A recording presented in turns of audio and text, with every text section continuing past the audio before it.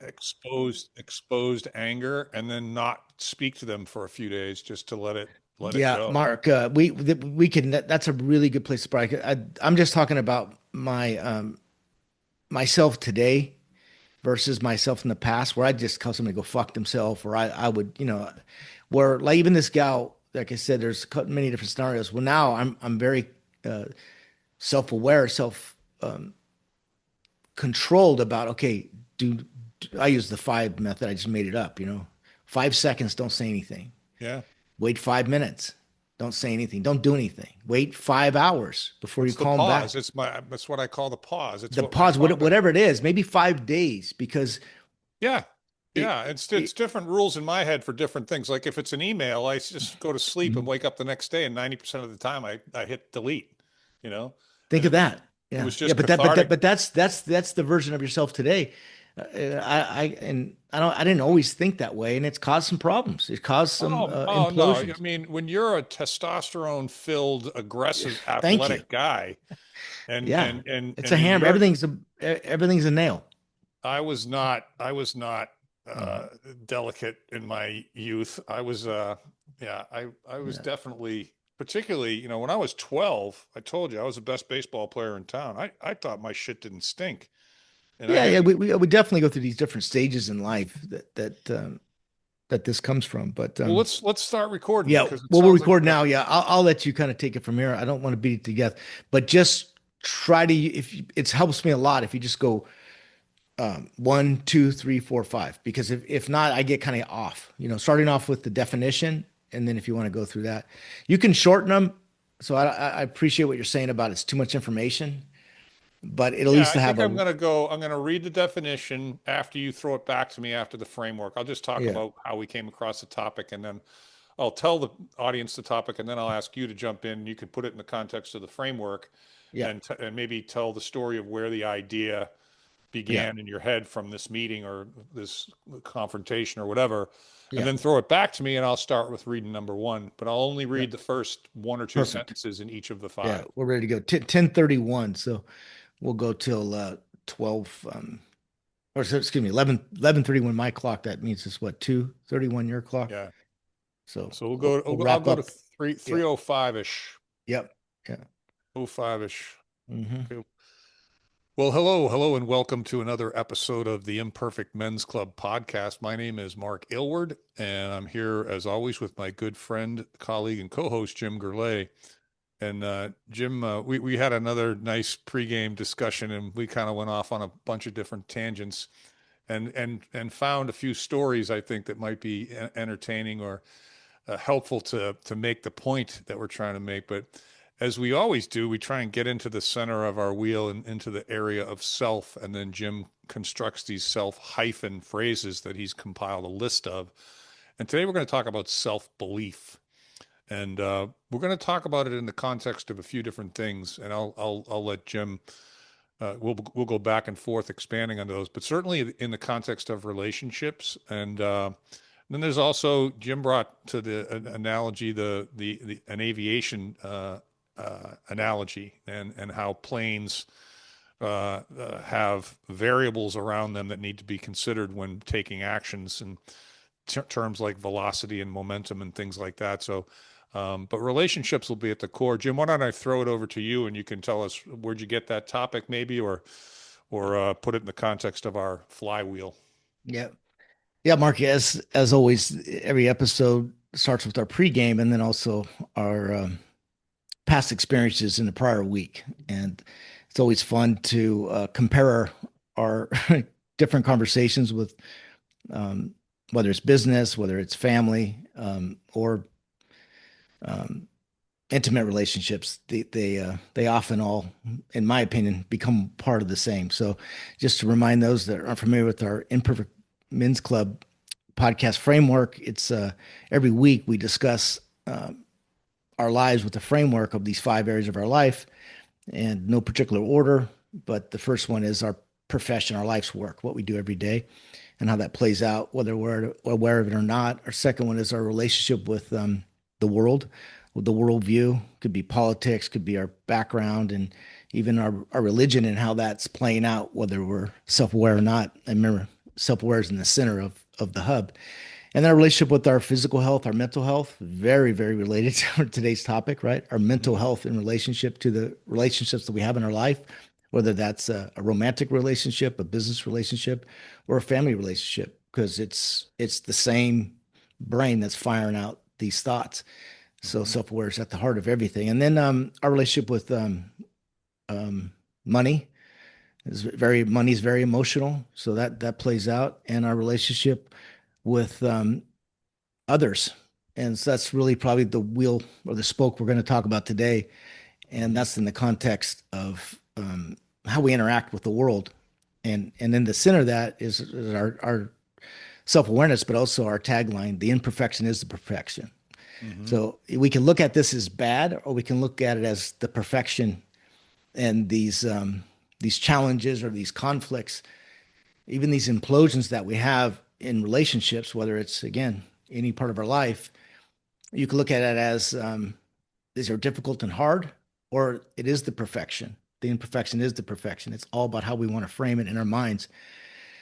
And then another quote that I had used it years ago, but kind of forgot about it. But it's so true that often in life, what you try to create, you not annihilate, Hmm. and what you try to annihilate, you create. So it's just how life goes sometimes.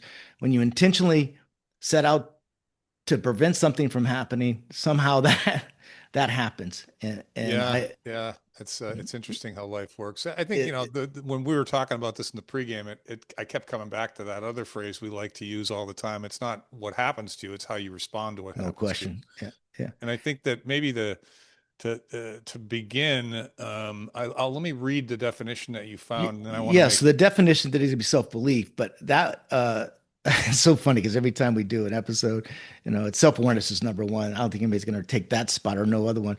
But this library, I think, is well over 40 selves hyphen whatever it is. Yeah, yeah. And I think self-belief, of course, is at the heart of everything we do, every decision we make. Well, And so there's three components to it as I see it. There's where did we get our self-belief, that's right? right. Yeah. And that's parents, upbringing, Yep. spirituality. It's just kind of the same way we get our worldview, I would imagine. Hmm. And so, and then what did we primarily what drove our belief system during our beginning and middle of our lives, and then as we get older and hopefully wiser, Hmm. how well have we adjusted that belief system to Hmm. without compromising our beliefs, right? Hmm. We were talking about Yep. that before, as because changing your beliefs based on circumstances Hmm. or data is Hmm. different than compromising your belief to appease someone in the Hmm. hopes of stabilizing a relationship, which in which it has the opposite effect, right? Hmm. So you broke down or asked our friend Claude or whomever to break down five kind of components of this so we could have some structure to the discussion. Hmm.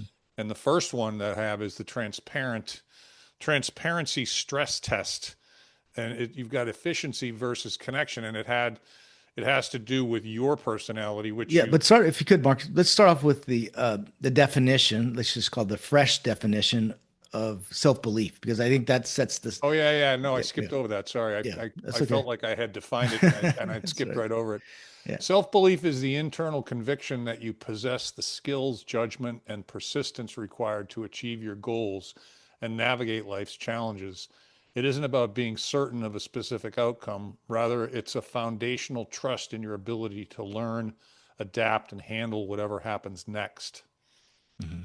Yeah, yeah, that's interesting. And it's I will bring back up the conversation. I had tough conversations with my daughters a few weeks ago, and everything's fine. But in the moment, one of the things I said to them was, You're, it sounds like you're asking me to compromise my values, my beliefs, in order to agree with you. When don't you recognize that, or might you consider that if I were to just roll over and change my mind just to stop the argument, that you would lose a significant amount of respect for me? I mean, isn't that the way that works? Hmm. Yeah, Yeah. but I'll add to that, Mark, in that I was referred to as an emotional intelligent person can adapt. This is a dynamic thing. This is not a fixed thing. And that's why the second paragraph, why confidence is often based on past success. Self-belief is more of a forward-looking mindset and a commitment to your own potential, whatever, even when you are not entering an uncharted territory. So this is what I got out of doing somewhat of a deep dive on a self-belief. It's not fixed, and as we evolved and we learn more things, we have to adjust.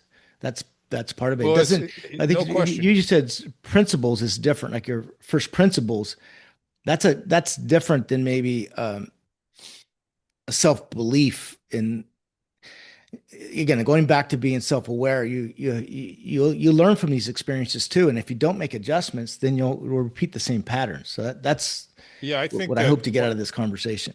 no, I think that, people ask me all the time, what did you learn from your divorce? And I said, well, Hmm. I think I learned how to look at humility a lot different.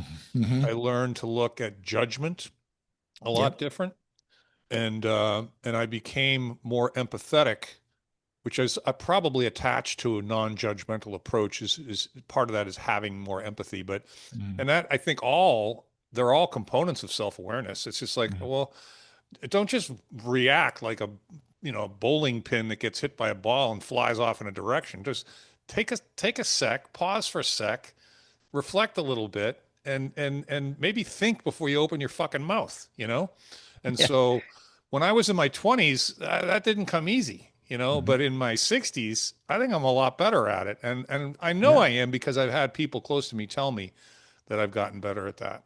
And I And give you've my also had a few tell you that you haven't, including your daughters, right? So, Well, it's they're also the ones that helped me with the listening and the empathy part, because I did, as you that's know, I right. raised them That's as right. both their mother and their father for all intents and purposes. So I Mhm. had to perform in that role, Mhm. which I think just being willing to perform in that role was a good move. And then I don't know what I'm getting myself into here because what guy would?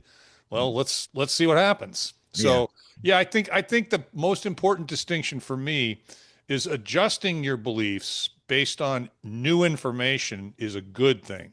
Mhm. Very different than compromising your beliefs to avoid conflict, Okay. right? So with that said, like you said, let's move on through this because we're going to learn a lot. That's a fine line between, like you said, giving up your core principles versus adjusting your self-beliefs to accommodate another human being, whether it's again a romantic relationship or a business relationship Yeah. or even a family relationship. Yeah. Yeah. So go ahead. Yeah, no, it's and you're going to make different moves depending on which of those relationships you're in, and compromise is part of building a stronger relationship, but not at the expense of your own soul or your own belief system. So the Absolutely. first one is kind of it's specific to you, but I think we can play with that because the AI knows your personality, which is an ENTJ, and Mhm. so this category is referred to as the transparency stress test, efficiency versus connection. And I think what it's saying here is, you're a guy who needs clear terms of service and relationships and radical transparency to prevent heartbreak, but does being too real too fast act as a filter or a flamethrower? Yeah, I'm laughing because, like I said, I'm laughing at myself, but the self-awareness. There's no question that, at least in my mind, being very transparent and very direct, was a act of kindness in my part of in the beginning of the relationship. And I think but that doesn't always go that way, especially in the beginning. If you're too transparent or you're too, let's say, unfiltered about how you see things, or you're trying to share either the value systems or the way you a worldview, for example, and it doesn't go your way. It does take time for some people to adjust to that. It was just the different examples we were talking about earlier. So No, I think it's def true. I definitely think got that, myself in some in some well, no, me problems by too. being too direct I tell you, one of the things I and too learned both transparent. Mhm. both from my job as a recruiter and a business owner and my divorce, as just, everything is being examined and re-examined, is that, I could come on too strong. I learned that it's not just about what you say, it's about how you say it, it's about Yeah. to whom you say it, and it's about when you say it. When you say it, timing, Yes. and yeah, and the how is the tone. Yeah. So yeah, Yeah. And so you can be, I have found the ability to be fair, very candid while also being kind. And I think if your impression, if your intention going into something is to be kind and not to win, but to be candid, that's a really good combination. You're still going to yeah, offend some people because candor, not everyone wants to yeah, hear yeah. candor. And in fairness to the person that is on the other end of that conversation, you never know what they're going through either. I think Right. that's the Right. other, it's Right. back to self awareness or even emotional intelligence. Yep. Yep. So So there is it is timing, but yeah, let's the second one. I'll let you go that. But I found this fascinating. I think you learned about this today yeah, for the well, you first found time. this phrase called new relationship energy, and I think Yeah. it's they call it NRE Mhm. as a cognitive bias, meaning it's the at the beginning of a relationship, it's there's kind of a buzz to it. There's kind of a it's not real. It's like the new car analogy, right? It's like everyone who gets a new car is like, wow, this fucking car is awesome. It smells great. It looks great. And what is Yeah. it? 2 weeks later, it's like I've had this thing for 2 years, you know? Yeah. So what's your idea with this NRE topic?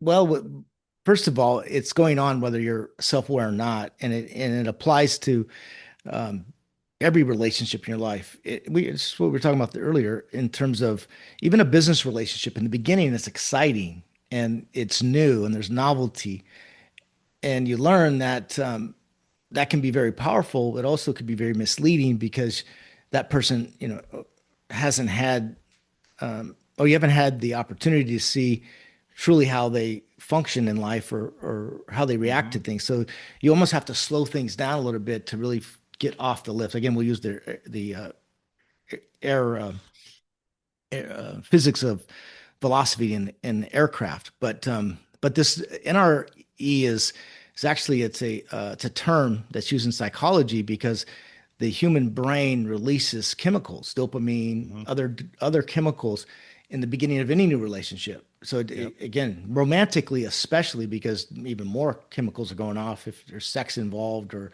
romantic feelings. Yep. So they're heightened to the point where they're just not real yet. You have to get to a point where you push through the, those emotions, and then you get to a stable relationship. So Yeah, well, I think that, again, it makes me think of my daughters because they're so similar, but they're also different in this specific capacity because mm, my middle daughter will literally figuratively put her hand up in a new relationship and say, "Don't get so close so quick." Right? Like interesting. that's a Yeah. figurative thing. My other daughter will lead with a hug, Yeah. right? And one of them is risking alienating a good Hmm. relationship potentially, and the That's other right. one's risking being taken advantage of.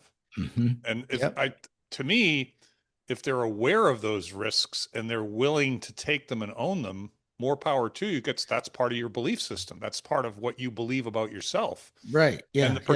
the protection move on my middle child is based on a lot of things that she's been through. But Yeah. my older child has been through Yeah. similar and reacted very differently. Yeah. So, Yeah. And there's nothing wrong with that, right? That doesn't no, make them. In fact, that's what I've learned, and I hope that'd be the takeaway from today's episode is that it's not judgment.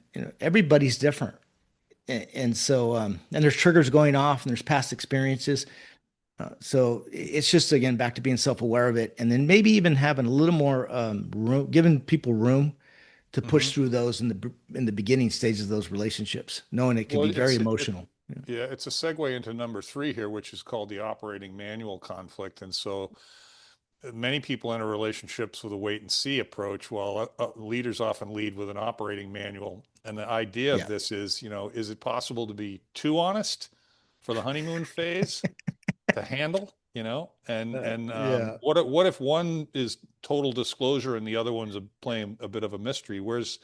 That's potential conflict there as well. Oh yeah. Yeah. I've definitely made this mistake. And if you ask any friends or family members or business people that work for me or partners, I'm sure they would describe me as being a little too transparent, a little bit too upfront about how I think things should go, and Hmm. I'm learning that's not always the way it is, and it's called maybe mental maturity. I don't know what it is, but boy, you can create some things will implode if it's not Well, handled. that's interesting word because that's the next that's number four. See, they're all related, but I think that what you're describing, though, Jim, really is just the this idea that we talk about all the time is that when something difficult happens, are you focused on blaming someone else or something Hmm. else, or are Hmm. you Yep. accepting the responsibility for it? And if you accept the responsibility for it, then the first question is, what can I learn from this? Hmm. And what you're describing is the maturation process of moving from this implosion fireball guy to this a bit more thoughtful, let me think a few steps forward before I open my mouth. And I Hmm. know exactly what you're talking about because I'm the same way, you know? Yeah. Well, this is very relevant to our conversation earlier, right? Because remember, I said in my younger self, um, I had a very short fuse, and as I get older and more experienced about life and people, I've implemented these kind of self-made frameworks. One of them is the 5 second rule, right? Mm-hmm. So pause 5 seconds before you say anything, because Yep. often that first 5 seconds is an emotional reaction that is not good for the conversation if you care about the One, person at all. one of my Uh, rules, man. One of my yeah, rules. it was so it's the 5 second rule. Either in a conversation or even could even be a text. Don't respond right away in five Mm-hmm. seconds. Wait at least 5 minutes, Yeah. and then see if you feel the same way, and then maybe even 5 hours if it's really emotional. If your body was chemically affected, like whereas emotion and you're either have rage or pain or whatever it is, confusion, probably better to wait maybe 5 days or yeah, whatever the time is, because at that point you can kind of recalibrate your thoughts, and Mm-hmm. then yeah, when I mentioned that, you sound like you created your own framework similar to that, right? As time goes Well, on. yeah, the first time I ever heard it was from my father, and he told it, and he was teaching us a lesson about Mhm. this objectivity versus emotional response. And it's basically, what do you do in an airplane when an engine catches on fire? And the Mhm. answer was very surprising for a young guy. His answer was nothing. And what he meant was Oh, interesting. planes go down because guys get scared and do things they're not supposed to do when all you got to do is step back for 5 seconds and go, Interesting. let my training kick in. I know exactly what to do. Step one, step two, step Yeah. three. I've been through this 1,000 times. Let Mhm. it back into my brain. In order to do that, I got to get the emotion out. But I only have Mhm. 5 seconds because the fucking engine's on fire.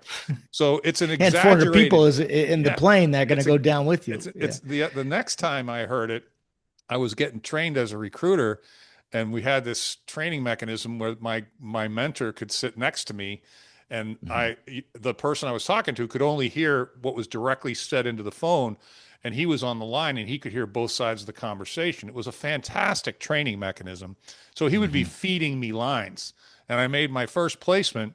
And we were congratulating this single father with 3 kids who was about to lose his house. Like I saved his life, and I was Mhm. overwhelmed, but I was Yeah. also like nervous because until the Mhm. check's in the bank, the deal's not done, right? And he Yeah. goes, and my boss looks right at me. He goes, "I got a problem." And I thought to myself, "I don't have a problem. I'm not saying that. What are you talking about?" And he goes, Yeah. "I got a problem." And he goes, and then he goes like this. And for anybody who's just listening, I'm counting to five with my fingers. He wanted silence for 5 seconds, right? After I said the line he finally gave me, which was, "I just lost my best candidate. You got yourself a job. Who else do you know that I should be talking to?" And then I thought, Mhm. that's fucking brilliant. But the Yeah. key was, don't fill that silence. Let that Mhm. space hang. So there's multiple ways to use that wait 5 seconds, but it's a very Mhm. valuable, very simple tool that all of us should probably use a little more, you know? Mhm. Yeah. Yeah. So Well, it goes back to the power of timing, right? Often it's tone and timing and context. yeah. Well, the fourth one we kind of attended to, but let me just not blow right by it. It's like how do you process the silence that follows radical honesty? What did I do wrong to, did this transparency reveal something I might have missed otherwise?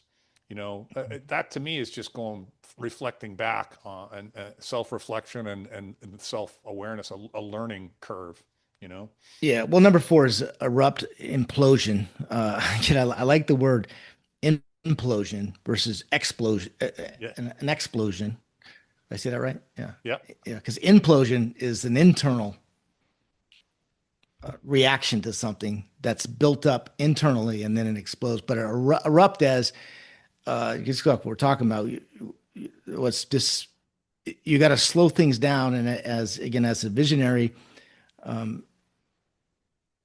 I look at it as it's going to fail, and this radical honesty as I'm being kind or I'm being good, but maybe it's not. Maybe it's creating an implosion of thoughts or emotions Mhm. by letting that build up. So that's what yeah number four Yeah, was. what So you do anyway, with let's it go to is depends on how the person responds to your implosion, I suppose. You got to wait for that to determine what you yeah. might Well, it learn. says yeah. What did this transparency reveal that I would have missed otherwise? Yeah. Yeah, this is more talked about. Maybe it's not good to share all the information. Maybe too much transparency in the beginning isn't always the best way to go. Maybe Yeah. hold some things back Yep. is what my takeaway or experience has been. So Yeah, I think so too. So the last one is vulnerability as an alpha move. So yeah, this I talk about this a lot in my work. I think that, certainly I have been vulnerable, but I've also felt the fear of being vulnerable. And again, my dad has a saying, if you're not being taken advantage of every once in a while, you're not being nice enough to people. So I do think vulnerability is a strength. I think it is an alpha move. I think it takes courage to be vulnerable. Not like wimpy vulnerable, not like passive vulnerable, but just I'm going to say something that's going to expose me to criticism or ridicule. And I know that's going to happen, but I'm going to do it anyway because I think it needs to be said. That might be an example. But I think to your point, Jim, and maybe we can kind of roll into closing on this, is every relationship that we have with regard to our self-belief system is different, right? And you alluded to it at the beginning, like a romantic relationship is treated differently than a business relationship. And even a loving relationship that's not romantic is different than a loving relationship that is romantic, right? And then the way that we express our beliefs to a man might be very different than the way we express our beliefs to a woman, absolutely, right? yeah. So I think it's not just But the about mechanics are the same. The brain is still processing the information. It's very similar. We can mechanics are the learn, same. Yeah. but yeah, yeah, yeah. This Yeah. this one came up. It takes immense self belief and what's that say intuition to be 100% authentic when you know it might drive someone away. I thought that was really interesting because being 100% authentic is a risk that you're going to drive somebody away. You call that for selfish reasons. You withhold information or you're not being 100% either truthful in the fear you're going to lose something. Well, That's not easy to do sometimes. we talked about this in the pregame, and I'm happy to be transparent about it.